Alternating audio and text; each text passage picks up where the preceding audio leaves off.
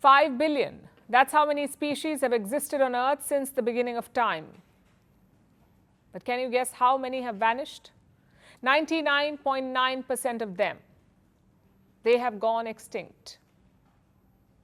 And they all have a poster child, the dodo, the giant flightless bird that once lived in the forests of Mauritius. It became extinct about 400 years ago. But soon that could change. The dodo could walk the earth again. Scientists say they have taken a major step towards bringing this bird back. So is this really true? Or is the resurrection dream doomed to be as dead as a dodo? Here's a report. If you ever want to look at the human race's ability to destroy things, just look at the dodo. Wait, you can't, because the bird is extinct, thanks to humans. Dodos were giant, flightless, largely defenseless, fruit-eating birds. They once lived in the forests of Mauritius. They lived without predators, until humans started killing them. The first encounter with dodos was made by Dutch sailors on the island in 1598. A century later, they were extinct. In fact, dodos became the poster child for extinction.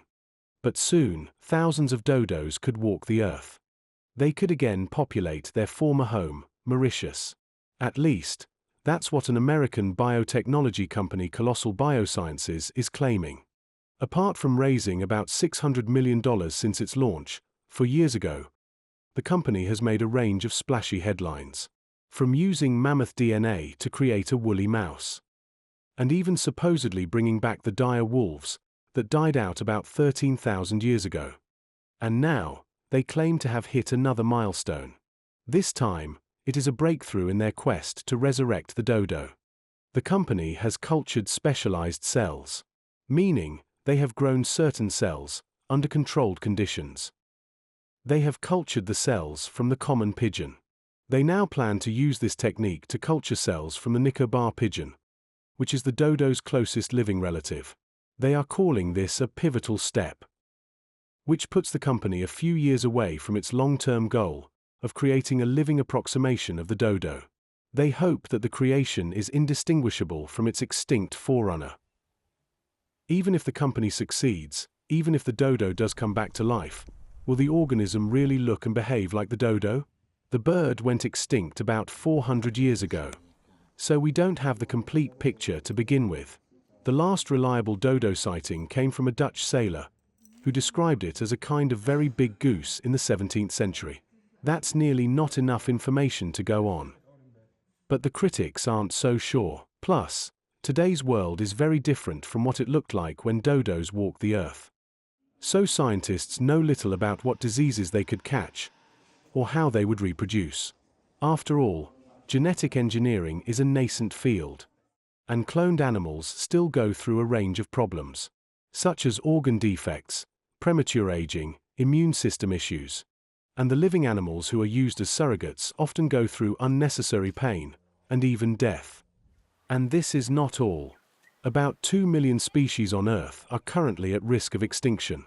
This includes animals and plants, threatened by habitat loss, rising temperatures, pollution, invasive species, and hunting. The current extinction rate is hundreds of times faster than the historic norm. And this is not only affecting the endangered species, but also us, humans. So while companies try to resurrect lost relics, spend millions of dollars doing it, and regularly fail, wouldn't it be better to focus on aiding the species that are threatened today instead? But that doesn't sound very headline-grabbing, now, does it?